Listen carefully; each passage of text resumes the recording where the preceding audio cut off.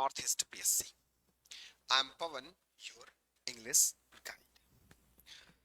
तो भाई I hope कि आप सब बिल्कुल फिट एंड फाइन होंगे। आज हमारे पास प्रीवियस ईयर एग्जाम का इंग्लिश का एक सेट है, हम इसको सॉल्व करेंगे और अपनी प्रिपरेशन को थोड़ा सा और बेहतर बनाएंगे, बूस्ट करेंगे और अपने हम वीक पॉइंट को पहचानेंगे कि कहाँ हमें अभी और ज्यादा फोकस करने की आवश्यकता है, कौन सा पार्ट हमारा अभी कमजोर है, किस पर हमें अभी टाइम देना है। और साथ ही साथ बहुत कुछ देखा जाएगा, कॉन्सेप्ट को क्लियर किया जाएगा। आई होप कि आपको ये सेशन बहुत ही यूजफुल, आपके लिए ये सेशन बहुत ही यूजफुल बने। सारी चीजें बस आपके लिए ही है। चलिए स्टार्ट करते हैं अपना आज का सेशन। लेकिन भाई उससे पहले इस क्लास को मैं एक बारी अपने फोन में भी स्टार्ट कर लूं ताकि मैं आपके कमेंट ले सकूं ना, ताकि मैं आपके कमेंट ले सकूं। और हाँ, अगर आपके लिए यूजफुल बेनिफिशियल लगे ये क्लास तो फिर लाइक करना तो बिल्कुल मत भूलना, ठीक है। चलिए सबसे पहले बढ़ते हैं सर अपने पहले क्वेश्चन की तरफ। यह है हमारा पहला क्वेश्चन। हमारा पहला क्वेश्चन कह रहा है सर, क्वेश्चन नंबर 1 और 2 के लिए you have to find the synonyms of the given word ambient. चलिए आप हमें एम्बिएंट का सिनोनिम बताइए क्या होगा। एम्बिएंट का सिनोनिम क्या होगा जल्दी से हमें बताइएगा और उसके बाद फिर हम लोग यहाँ पे आगे बढ़ेंगे और क्वेश्चंस को करेंगे। बोलो। Very very very very very very very very very good, very good. चलिए अब हम बात करते हैं यहाँ पे एम्बिएंट का सिनोनिम। देखो रूल आप सबको पता है ना, आंसर आए या ना आए कमेंट में आंसर आना चाहिए, गलत हो या सही हो इट डजंट मैटर, आंसर करना है। एम्बिएंट सर, एम्बिएंट का मतलब होता है परिवेश। एम्बिएंट मींस परिवेश। And when we are talking about परिवेश, परिवेश मींस चारों ओर का, परिवेश मींस चारों ओर का। And going round means circling ना। गोइंग राउंड का मतलब क्या हो जाएगा, आप कहोगे सर गोइंग राउंड का मतलब हो जाएगा सर्कलिंग, या हम कह सकते हैं स्पिनिंग। क्या कह सकते हैं, स्पिनिंग। बट यहां पर सर सर्कल और स्पिन स्पिन की बात नहीं हो रही, परिवेश की बात हो रही है। और परिवेश के लिए जो राइट आंसर बनेगा वो क्या होगा, बी होगा, surrounding. Very good Tanaji, very good Rinson Rema, सबस टेंडेलियन खोयू, गजब, मजा आ रहा है, बिल्कुल आपके आंसर आने चाहिए। दैट विच इन कंपासेस, इसका मतलब क्या होता है, दैट विच इन कंपासेस, ये बताओ पता है, बताओ पता है। दैट विच इन कंपासेस का मतलब होता, दैट विच इन कंपासेस का मतलब होता है कवरिंग, किसी चीज को रैप करना, रैपिंग, रैपिंग, कवरिंग, इंक्लूडिंग, इसका मतलब होता है दैट विच इनकम्पासेस। चलिए next question sir, next question exotic का है। एक्सोटिक, बताओ इसका प्रॉपर सिनोनिम क्या होगा। आपके क्लास का टाइमिंग चेंज हुआ है, थोड़ा सा चेंज हुआ है, मतलब समझ रहे हो ना। देखो क्लास का टाइमिंग थोड़ा सा चेंज हुआ है, थोड़ा सा का नहीं कहेंगे, हम कहेंगे बहुत ज्यादा चेंज हुआ है। और मैं आपको बताता हूं आज से अब आपका जो क्लास का टाइमिंग होगा वो क्या होगा। बस एक सेकेंड, एक सेकेंड, और मैं आपको बताता हूं अब आपके क्लास का टाइमिंग क्या होगा। सुनो सुनो सुनो, देखो थोड़ा सा नोट कर लेना क्योंकि क्लास का टाइमिंग चेंज हुआ है आपका लाइव का। मंडे, वेंसडे और फ्राइडे जो आपकी क्लास चलेगी ये 3 to 4 जैसे एज यूजुअल पहले चलता था वैसे ही है। But Tuesday, Thursday and Saturday के लिए आपकी क्लास का जो टाइम है इट इज 4 to 5। ये अब 4 to 5 चलेगी, पहले क्या चलती थी, पहले 5 to 6 चलती थी। अब आपका 4 to 5 लाइव रहेगा। तो आप अब अपने डे के अनुसार अपना रेडी रहिएगा लाइव ज्वाइन करने के लिए। चलो बताओ एक्सोटिक का सिनोनिम क्या होगा। अब हमें कमेंट में बताओ एक्सोटिक का सिनोनिम क्या होगा। B is the right answer. अच्छा जी, टेम्परीमेंटल क्या कहते हो। और लोगों के कमेंट नहीं आ रहे हैं, और लोगों के कमेंट पहली बात आए भाई। When is the right answer. Koyu ने कहा A is the right answer. Nalo कह रहे हैं क्या चल रहा है। सुनो इधर इधर सुनो सर, जब हम कहते हैं एक्सोटिक इसका मतलब होता है फॉरेन। इसका मतलब क्या होता है सर, आप कहोगे एक्सोटिक का मतलब होता है फॉरेन, क्योंकि एक्सोटिक का मतलब होता है अजीब। एक्सोटिक का मतलब होता है कभी कभी आकर्षक। एक्सोटिक मींस आपका होता है विदेशी।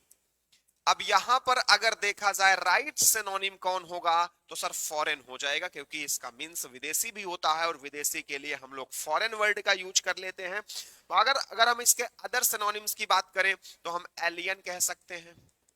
क्या कह सकते हैं सर, सर हम एलियन कह सकते हैं। सर हम ओवरसीज कह सकते हैं। सर हम नॉन नेटिव कह सकते हैं ना, हम नॉन नेटिव कह सकते हैं। और अगर हम इसके और सिनोनिम की बात करें तो अनयूजुअल कह सकते हैं। क्या कह सकते हैं, अनयूजुअल कह सकते हैं। और कुछ, और कुछ बताओ, बोलो बोलो बोलो बोलो बोलो बोलो। ट्रॉपिकल कहते हैं। क्या कहते हैं, ट्रॉपिकल। चलो, टेम्परीमेंटल का मतलब क्या होता है तो सर टेम्परीमेंटल के मतलब की जब हम बात करते हैं तो इसका मतलब होता है volatile. Temperamental means volatile. Volatile, जब कोई चीज बहुत ही वोलेटाइल हो जाती है, कोई चीज मूडी हो जाती है, कोई चीज इरेटिक हो जाती है, मूडी हो जाती है, इरेटिक हो जाती है, इसी के लिए वर्ड यूज होता है टेम्परीमेंटल। वेन का मीन्स होता है कोई चीज बहुत ही व्यर्थ चली गई। जब जब कोई चीज व्यर्थ हो जाती है, वेन हो जाती है, उसके लिए हम लोग वेन यूज करते हैं। ठीक है, वेन। और वेन का यूज प्राउड और बोस्टफुल के अर्थ में भी होता है। क्लियर का मतलब कोई चीज क्या है, कोई चीज लेउसिड है, कोई चीज है जो कि ट्रांसपेरेंट है, उसे हम लोग क्या कह लेते हैं, उसे हम लोग क्लियर कह लेते हैं। ओके, बोलो। एविडेंट भी होता है, ओबिवियस भी होता है। लिख दें, आओ लिख देते हैं। एविडेंट, ओबिवियस, ये सब क्लियर के सिनोनिम है।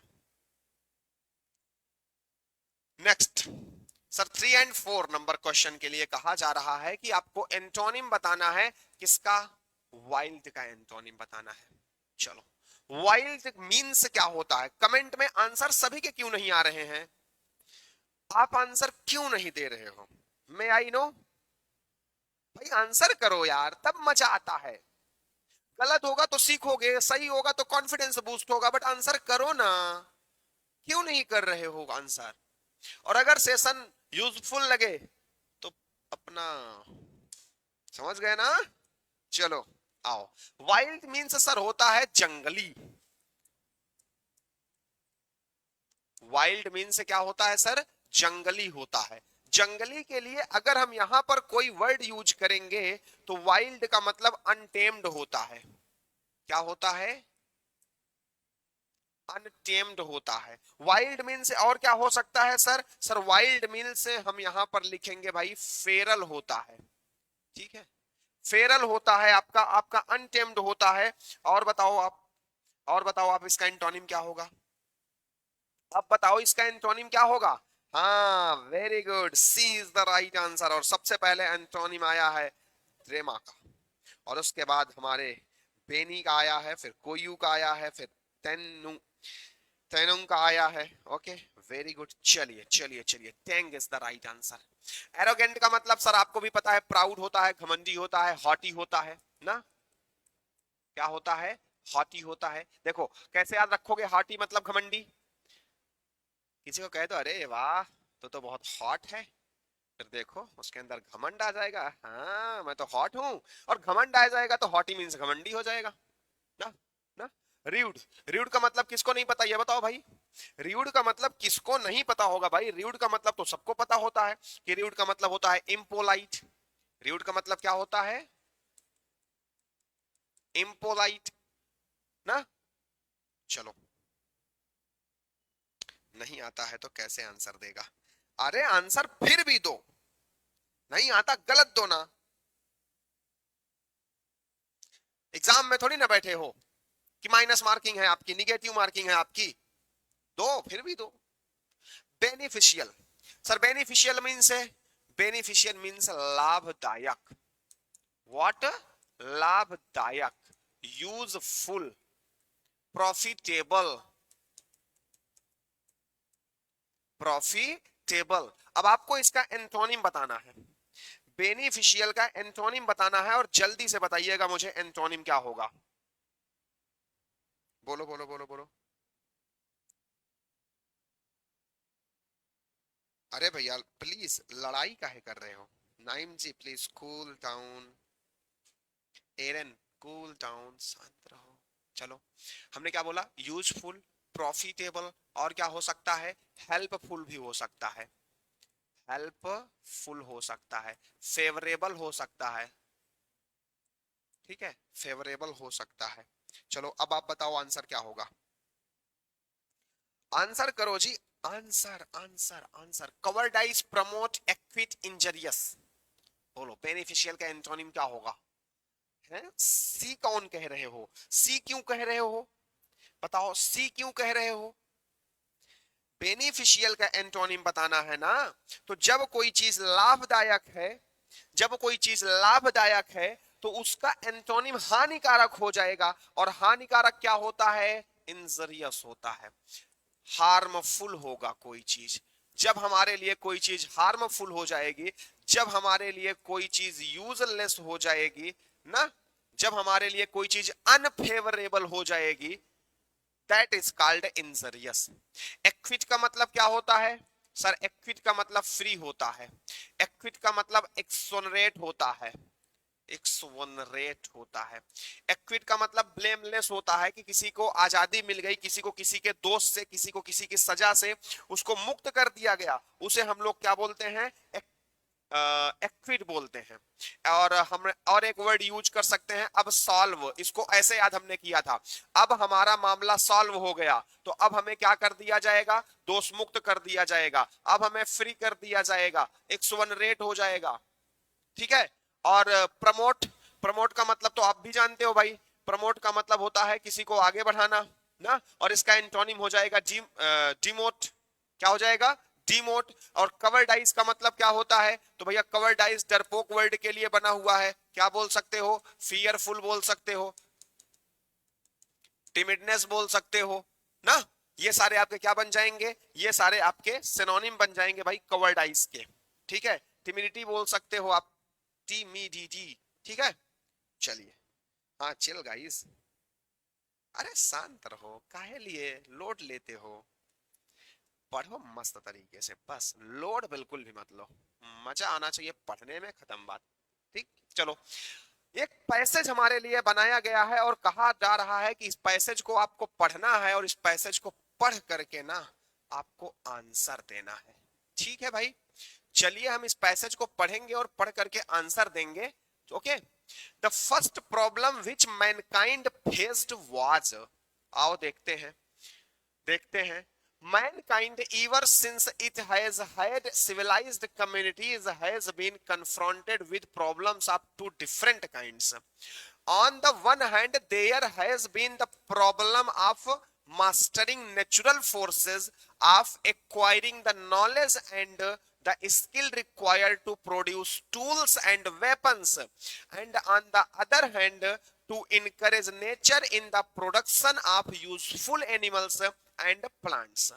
The first problem in the modern world is dealt with by science and scientific technique. Experience has shown that in order to deal with it adequately, it is necessary to train a large number of rather narrow specialists. But there is the second problem, less precise and mistakenly regarded by some as unimportant. It is the problem of how best to realize our command over the forces of nature. This includes such burning issues as democracy versus dictatorship, capitalism versus socialism, international government versus international anarchy, and free speculation versus authoritarian dogma. चलो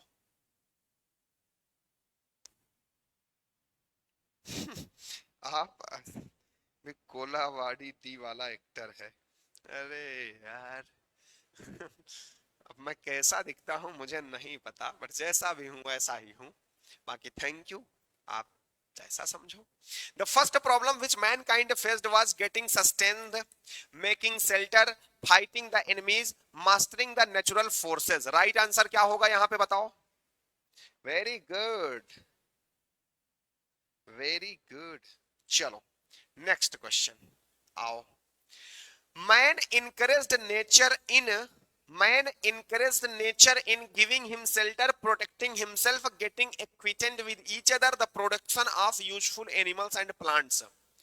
Man encouraged nature in, बताओ right answer यहां पे क्या हो सकता है? Very good evening बेटी, बेटी बीजी, वेरी गुड इवनिंग।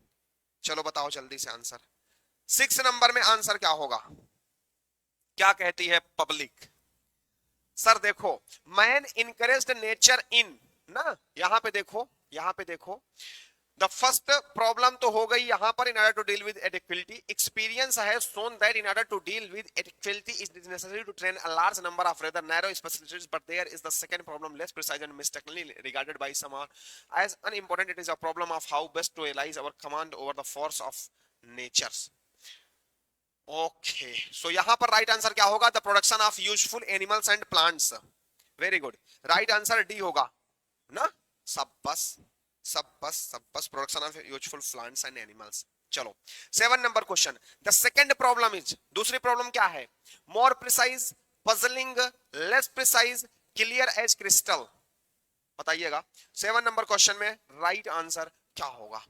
मोर precise, puzzling, less precise, clear as crystal. Answer जल्दी जल्दी आए, देखो जल्दी जल्दी आंसर कर लो ना, बोलो जरा बोलो। Very good, C is the right answer. ये होती है बात, C is the right answer, less precise, less precise. देखो यहां पर होगा, देखो कहां है, देखो कहां है। It is necessary encourage nature in the production of useful animals and plants. ये आपका सेकंड नंबर क्वेश्चन का आंसर था, encourage nature in the production of useful animals and plants ना। और the first problem is the modern world is dealt with the with by science and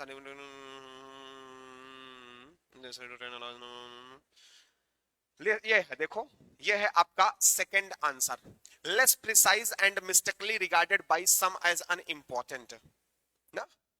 answer मिल गया। चलिए, जब आपका आंसर मिल गया तो भाई अब हम बढ़ेंगे क्वेश्चन नंबर 8 की तरफ। क्वेश्चन नंबर 8 कह रहा है और 9 कह रहा है कि आपको correctly spelled word find out करना है। चलो आप यहां पे correct spelled word find out करो भाई, जल्दी से फाइंड आउट करना है, ठीक है ना। एज सून एज पॉसिबल आपको करेक्ट वर्ड बताना है कमेंट में।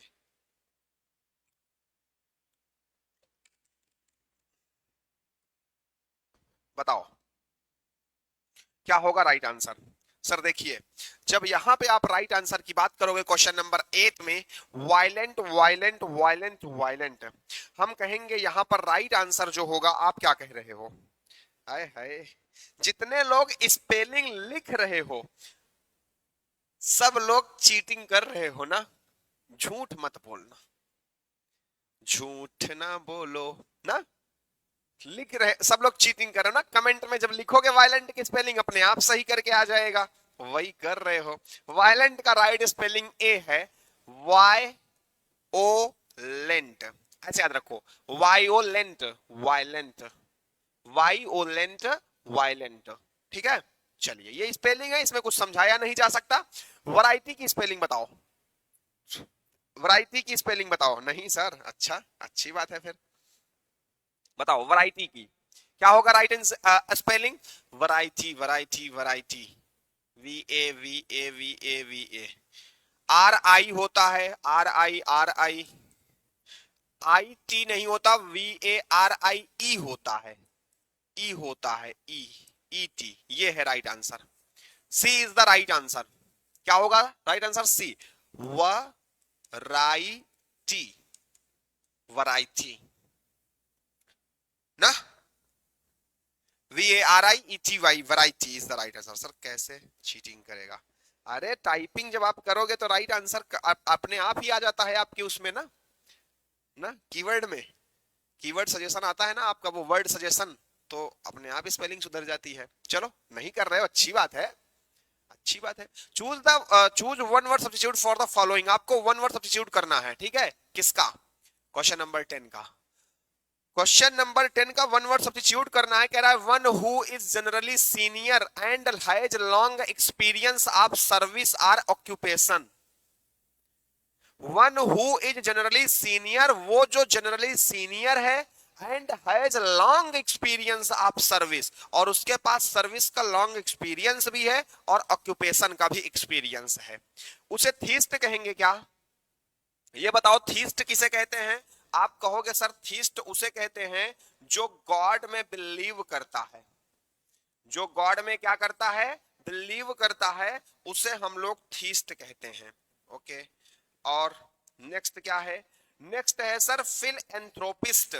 फिल एंथ्रोपिस्ट उसे कहते हैं जिसे ह्यूमन काइंड से बहुत ज्यादा लगाव है। फिल का मतलब होता है क्या? Love, love. एंथ्रोप का मतलब होता है मैन काइंड। तो जिसको मैन काइंड से लगाव होता है, जो समाज के कल्याण के लिए दान देता है, उसे फिल एंथ्रोपिस्ट कहते हैं।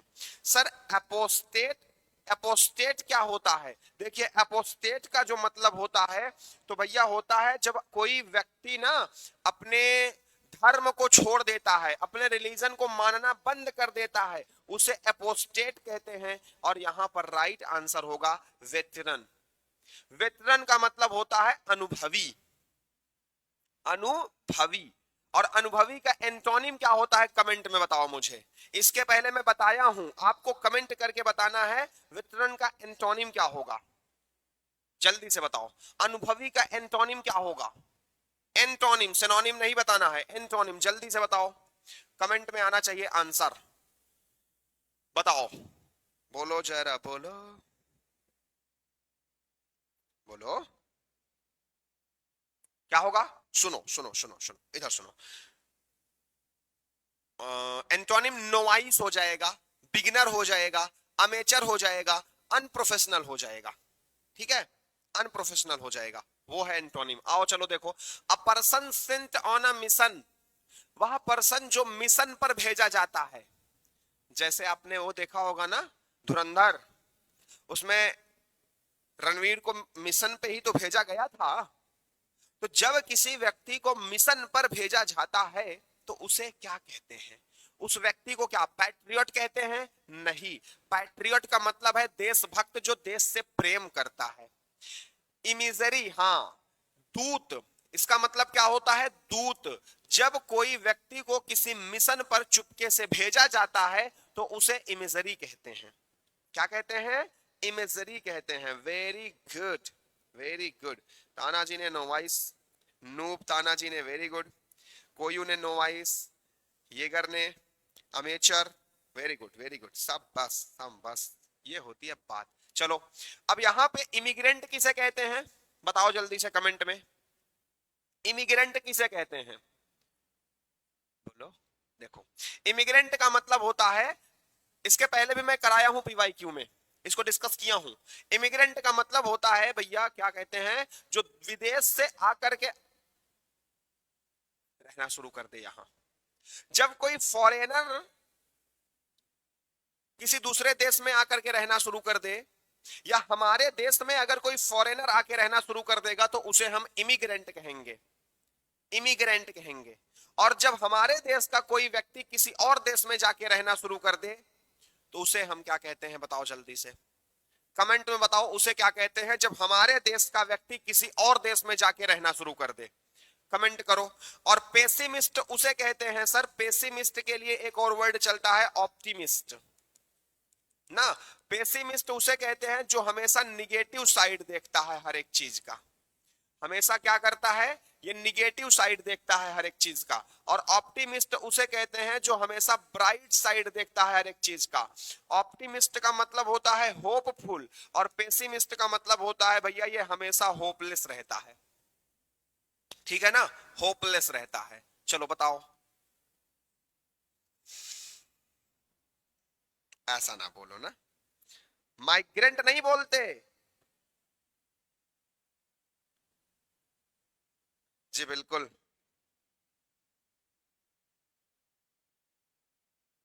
चलो, डंकी मार करके तो कोई जाता है ना, डंकी मारना अलग बात है।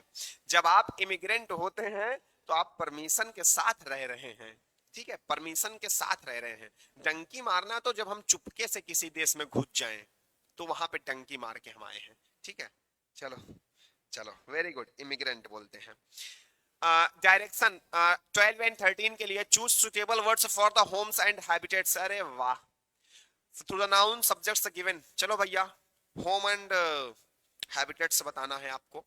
अ horse is kept in a, horse कहां रखा जाता है? इस्तबल में, विगवैम में, इग्लू में, स्टाई में। जल्दी से बताओ आंसर। इस्तबल, इस्तबल, very good. Rinsin, very good. अरे वाह, वाह वाह वाह। नॉर्मल सा कितना क्वेश्चन था ना, कितना ना बच्चा वाला क्वेश्चन आ गया था। इस्टबल में हमारा हॉर्स रखा जाता है। विग में, विग वैम क्या होता है सर? अमेरिकन लोगों का टेंट, अमेरिकन लोगों के टेंट को क्या कहा जाता है? विग, विग विग वैम कहा जाता है, ठीक है। इग्लू क्या होता है बताओ जल्दी से, इग्लू क्या होता है पता है? पता है इग्लू? अरे इग्लू, बर्फ के घर को इग्लू कहते हैं, बर्फ के घर को इग्लू कहते हैं। और स्टाई जहां पर पिग रहती है ना, स्टाई किसे कहते हैं सर? सर जहां पर पिग रहती हैं उसे स्टाई कहते हैं। Next question, a tiger lives in a igloo और डेन, सेल और डेन, यार और डेन, या फिर लाइर और डेन। बताओ। ये लयार वो धुरंधर देखे हो ना, उसमें क्या कहता है? मेरा बच्चा है तू, लयारी से तो निकल पहले ना, ऐसा ही कुछ कहता ना, लयारी से तो निकल पहले।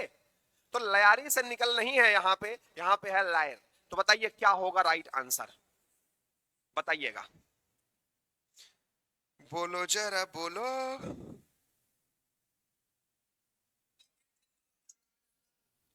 बोलो। Very good, very good, very good, very good. यहाँ पे जो टाइगर के लिए राइट आंसर होगा वो लायर होगा।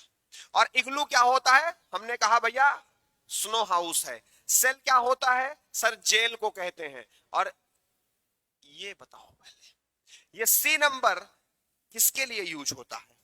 बताओ, बताओ, बताओ, याद है? देखो, ईगल, ईगल जहां पे रहते हैं उनके नेस्ट को, उनके घोंसले को हम लोग यार कहते हैं, ठीक है, ठीक है। चलो नेक्स्ट, 14 टू 16 कह रहा है every sentence given below is divided into 3 section. Spotting error का क्वेश्चन है, ठीक है, स्पॉटिंग एरर का क्वेश्चन है। बहुत ही प्यारे प्यारे अब ग्रामर के क्वेश्चन देखने को मिलेंगे, अब आएगा मजा, ठीक है। Priya would overpower the thief, Priya would overpower the thief if he had not jumped across the wall. बताओ कौन से पार्ट में एरर है? Priya would overpower the thief में एरर है, if he had not jumped में error है, या अक्रॉस द वॉल में एरर है। और अगर लगता है नहीं इसमें तो एरर ही नहीं है, तो no error is the correct answer. जल्दी से बताओ।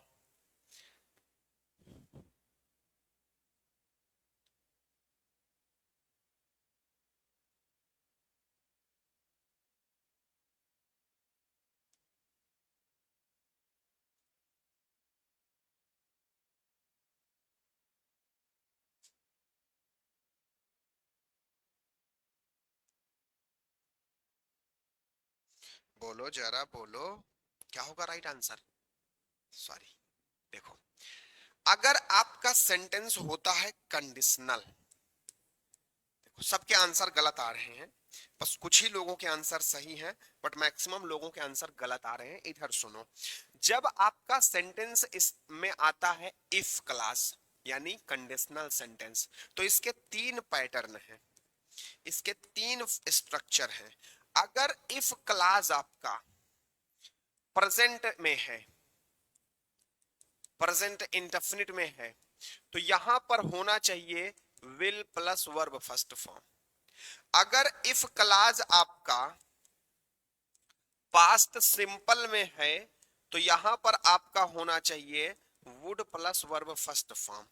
अगर इफ क्लास में आपके पास्ट परफेक्ट देखने को मिल जाए, बोले तो had plus verb third form देखने को मिल जाए, तो यहां पर होना चाहिए would have verb third form. अब देखो, यहां पर इफ के बाद he had verb third form है। अगर इफ क्लास में हैड वर्ब की थर्ड फॉर्म होती है, तो जो अनदर क्लास है उसमें वुड हैव वर्ब की थर्ड फॉर्म होनी चाहिए। यहां पर वुड हैव ओवर पावर्ड होना चाहिए था। तो राइट एरर जो है वो ए पार्ट में है। समझ में आया? इसको नोट कर लो। कंडीशनल क्वेश्चन, कंडीशनल सेंटेंस से क्वेश्चन बन जाता है, और अगर आपको ये पता है तो कंडीशनल से क्वेश्चन बना ले, आपसे गलती नहीं हो सकती। कंडीशनल से क्वेश्चन बना ले, आपको गलती नहीं करोगे, लेकिन अगर आपको ये पता होगा तो। इसलिए इसको नोट कर लो या स्क्रीनशॉट ले लो, और मैं हट जाता हूं, आप स्क्रीनशॉट ले लो ताकि आप इसको याद कर सको। ठीक है, चलो next question. I, who is at your service, should not be neglected. जितने लोग, जितने लोग हमसे पढ़े हो प्रोनाउन, आंसर करना है, पढ़ाया गया है, मैंने पढ़ाया भी है, और देख लो एग्जाम में क्वेश्चन बना भी है। बताओ, आंसर कर लेना है, आंसर कर लेना है। आई हु इज, देखो क्वेश्चन क्या है सर, क्वेश्चन ये है,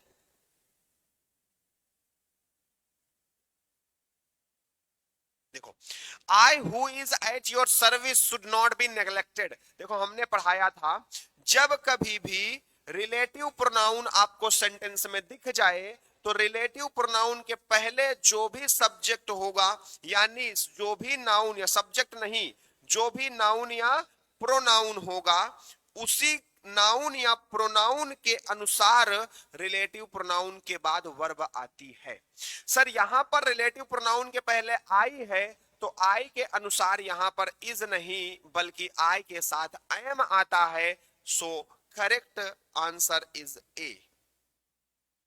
करेक्ट आंसर क्या होगा सर? सर आप कहोगे करेक्ट आंसर ए होगा। क्लियर है? बोलो, याद आया? पढ़ाया गया है ना? चलो, इट इज नो यूज, ये भी रूल मैंने पढ़ाया है, वर्ब पढ़ाया है। वर्ब में मैंने क्या कहा था? It is no use. याद आ रहा है?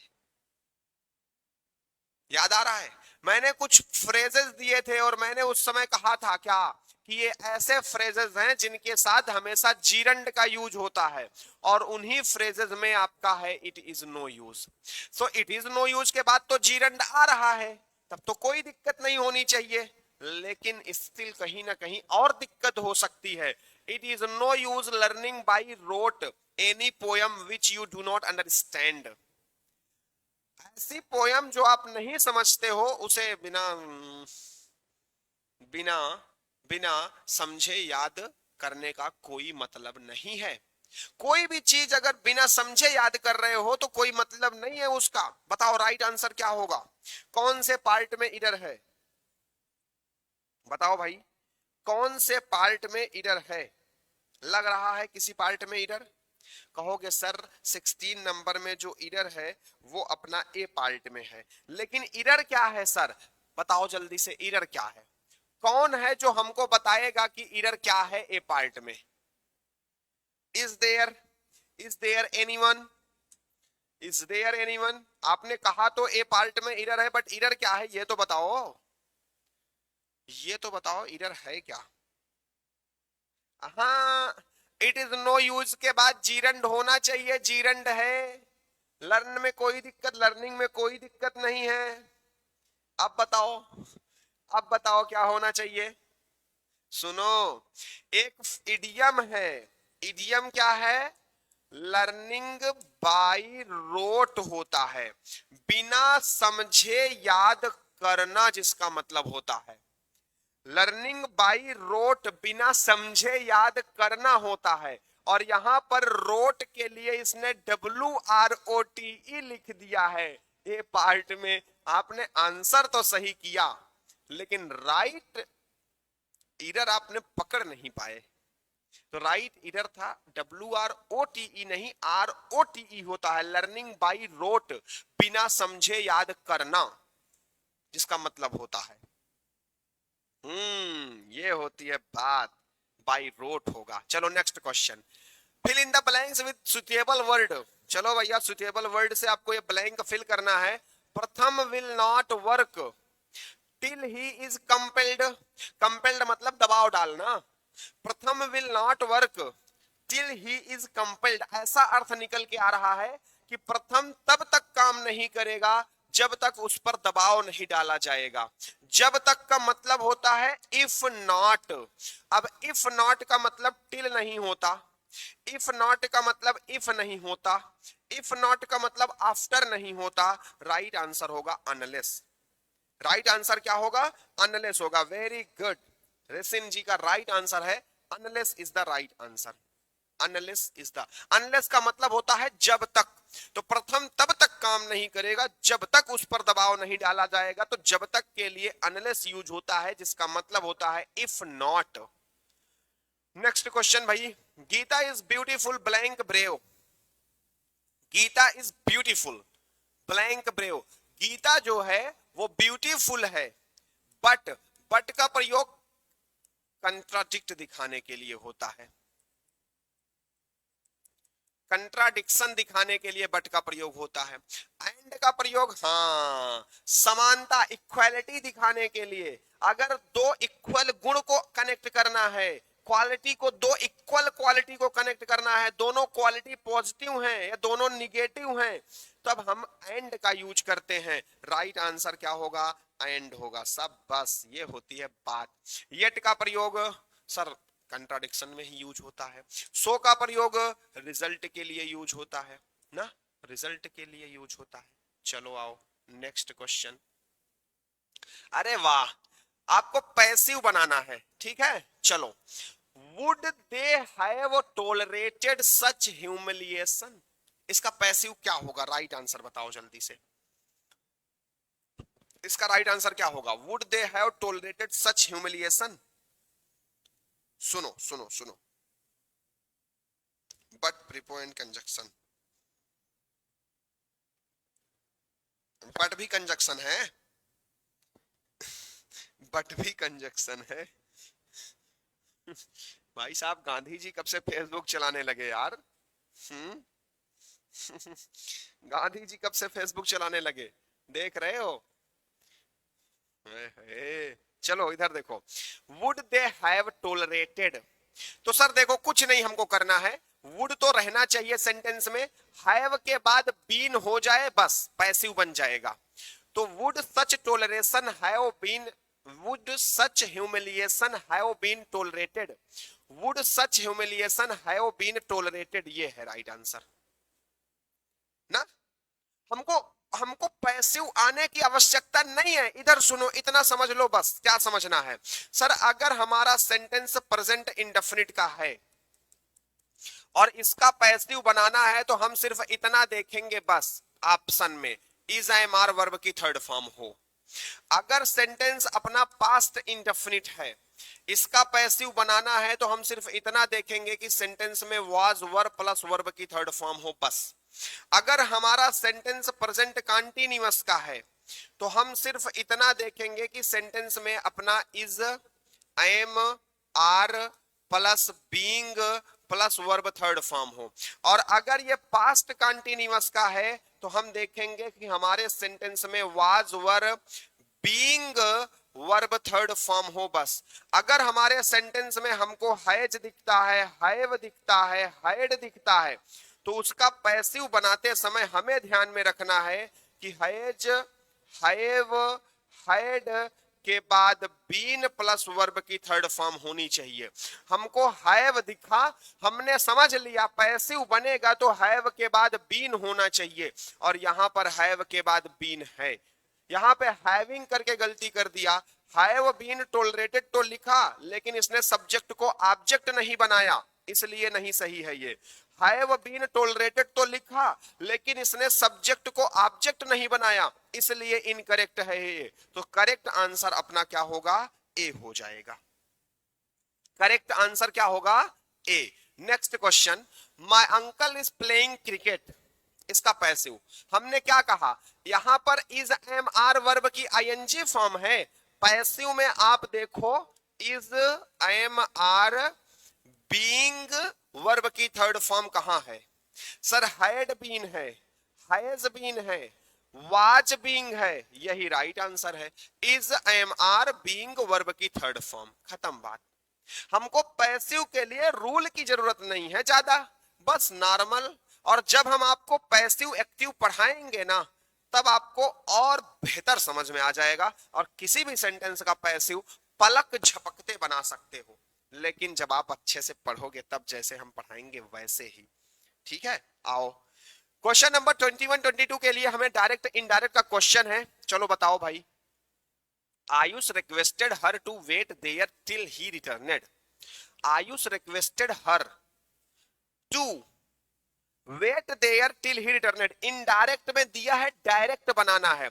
रिक्वेस्ट आ रहा है तो सेंटेंस में प्लीज होना चाहिए, यहां पर प्लीज है, यहां पर प्लीज नहीं है, यहां पर प्लीज है, यहां पर काइंडली है, ये तीनों सही हो सकते हैं। और देखो आयुष रिक्वेस्टेड हर यानी Ayush said her, Ayush said to her सही है, Ayush said to her, Ayush asked her नहीं होगा। अब सी और ए में कोई एक सही होगा। अब देखो please wait here till he returns ना, please wait here till he बदलेगा तो आई हो जाएगा, क्योंकि आई रहा होगा तभी आयुष के अनुसार यहां पे आई आया होगा ना, यही तो होगा। तो यहां पर सर राइट आंसर होना चाहिए please wait till here, please wait till. यहां पे तो हियर ही इसने गायब कर दिया, देयर को कहां कर दिया भाई? देयर का निकटता, देयर फॉर डिनोटिंग वर्ड है, नियर डिनोटिंग वर्ड में होना चाहिए। नियर डिनोटिंग वर्ड देयर का क्या होता है? हियर होता है। जब नरेशन पढ़ाया जाएगा आपको पेड बैच में तो मजा आएगा, तब आपको आइडिया लग जाएगा। अभी आप थोड़ा बहुत अगर नहीं पढ़े हो तो सीख लो, अगर आपका रिवीजन हो रहा है, आप पहले से पढ़े हुए हो, तब तो आपको पता होगा, आइडिया होगा। देखो अभी मैं पूरा नरेशन के रूल बताने लगूंगा ना तो 1 घंटे नहीं 4 घंटे लगेंगे। तो मैं यहां पर सिर्फ ट्रिक बता रहा हूं कैसे हम इसको सॉल्व करें। बाकी नरेशन की क्लास जब हम पढ़ाएंगे तो वहां पे आपको समझ में सब बहुत बेहतर तरीके से आएगा। राइट आंसर सी होगा, देयर का हियर हो जाएगा, बिल्कुल राइट आंसर सी होगा। चलो next question, Raj told Suma that he loved his parents. देखो भाई, राज टोल्ड सुमा, ठीक है, तो राज said to Suma, Raj said to Suma, Raj said to Suma, Raj said to Suma, Raj said to Suma. That की जगह पर कामा इन्वर्टेड कामा होगा। ही जो है ये राज की वजह से आया तो यहां पर आई रहा होगा। लव्ड टेंस चेंजिंग हुआ है, लव रहा होगा। हिज की जगह पे माई रहा होगा। Parents, I love my parents, I love my parents. B is the right answer ना, क्या कहते हो? बी, वेरी गुड रिसिन ना, B is the right answer. चलो now it is the turn for 23 and 25. Choose the correct meaning of the following idioms and expressions. अरे वाह, idioms and phrases के question है भाई।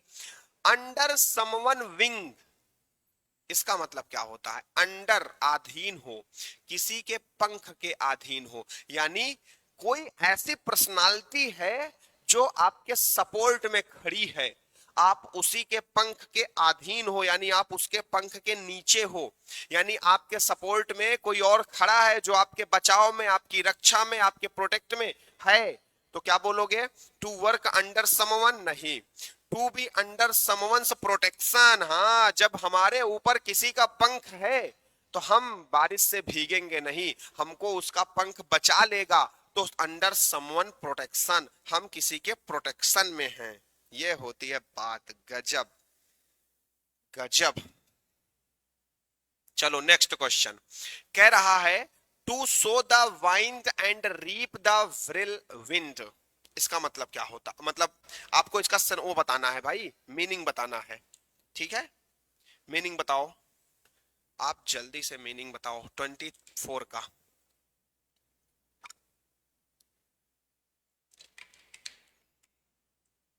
To sow the wind wind and reap the wind, answer क्या होगा sir? यहां पर to act wisely नहीं, to be deprived for once reward नहीं, to sow the wind and reap the whirlwind का मतलब होता है आप किसी के बुरे बर्ताव की वजह से सफर कर रहे हो, कष्ट में हो, किसी के बुरे बर्ताव की वजह से जब आप कष्ट में होते हो तब हम कहते हैं to sow the wind and reap the whirlwind. तो एंजॉय द फ्रूट्स नहीं है, टू सफर फॉर, हाँ ये है, B is the right answer. ना ना ना ना ना, ए नहीं, जब आप किसी के बुरे बुरे कंडक्ट की वजह से, बुरे बिहेवियर की वजह से सफर करते हो ना, तो उसके लिए हम लोग यूज करते हैं to sow the wind and reap the wind idiom.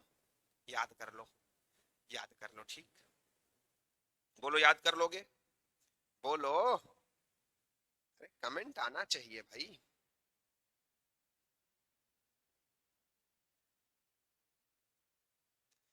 में 5 PM से शुरू होगा बोल के रुक, अरे सॉरी, मैंने बताया था ना टाइम आपकी चेंज हो गई है।